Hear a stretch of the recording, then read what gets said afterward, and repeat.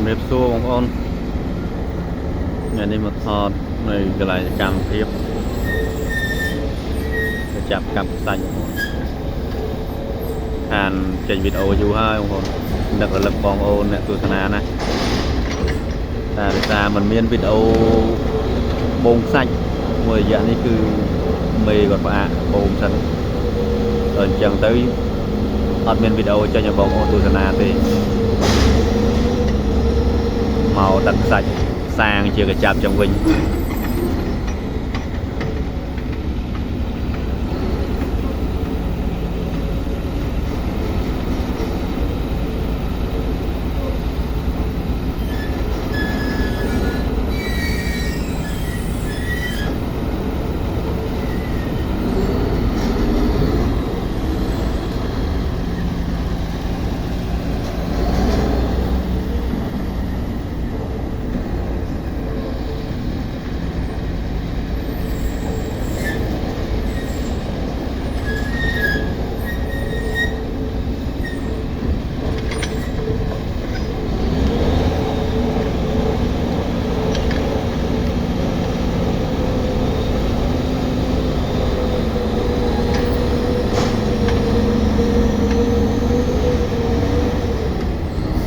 ចាំនេះធំមកបងប្អូនចាំនេះបើឡានយើងតែ8គីបអីតែ2កញ្ចាំនោះពេញហើយ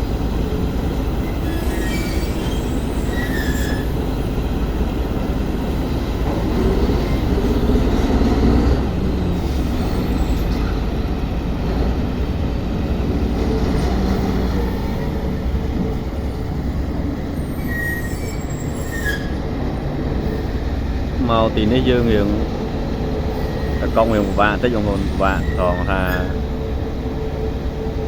ដាក់ខ្សាច់ហើយយើងត្រូវបូមទឹកចេញ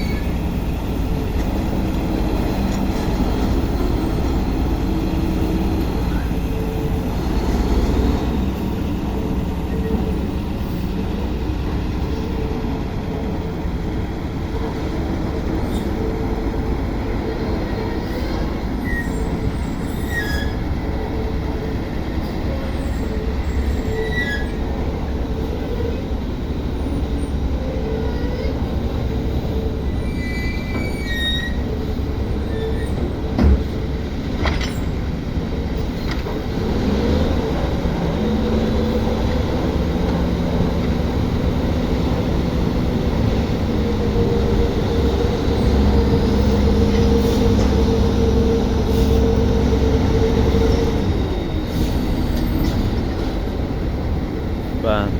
នេះជាទិដ្ឋភាពពេលល្ងាចនៃទឹកដីកម្ពុជាក្រោមយើងបងប្អូនតែយើងនាំគ្នាហើយទឹកដីវៀតណាមមកតាមពិតហ្នឹងទឹកដីនេះគេគ្រាន់តែមកដាក់អាណានិគមទេបងប្អូនផុតពី100ឆ្នាំទៅទើបយើងពិបាកទៀមទាឥឡូវនេះយើងនៅមានសិទ្ធិទៀមទានៅឡើយទេតែណាស់តែយើងមិនដឹងយើងមិនដឹងពីច្បាប់អន្តរជាតិណាអញ្ចឹងទឹកដីនេះទឹកដីកម្ពុជាក្រោមក្នុងអាណានិគមរបស់វៀតណាម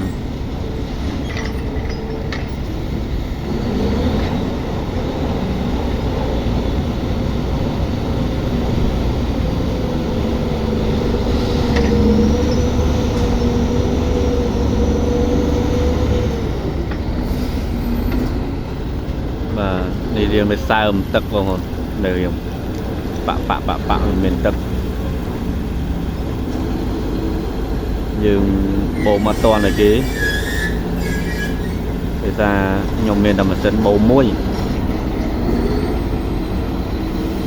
យើងដាក់តាយោមួយបើ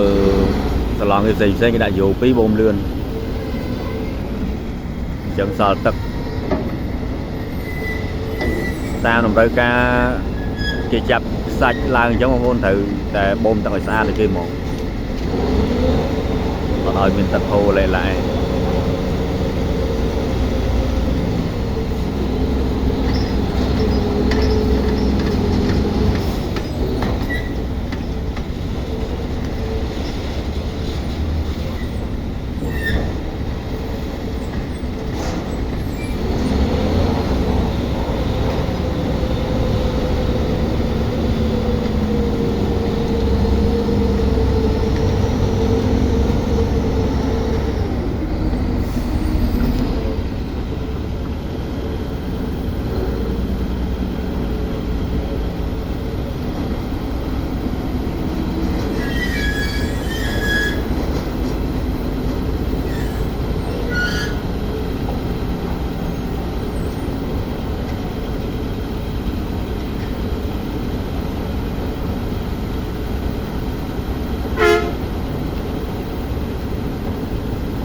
បើដាក់ទៀងទៀបបន្តិចគឺគេអង្កលទៅមុខ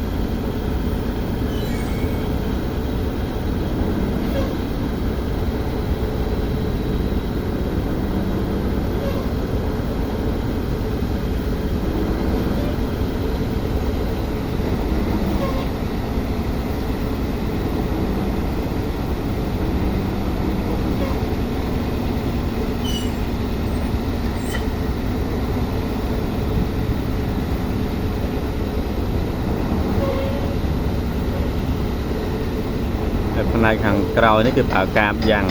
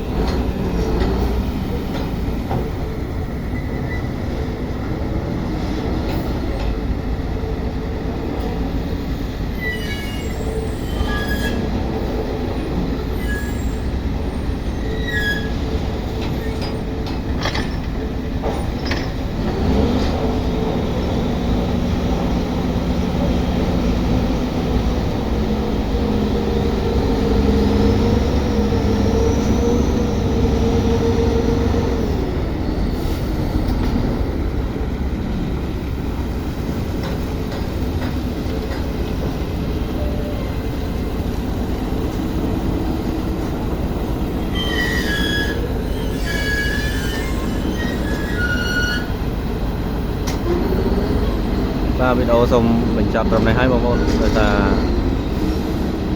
ការចាប់ផ្សាយនេះបងប្អូនប្រហែលជាមិនចង់មើលទស្សនាវីដេអូវែងពេកទេ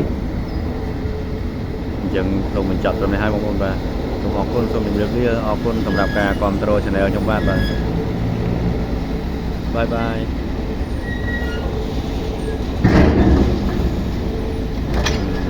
បាទ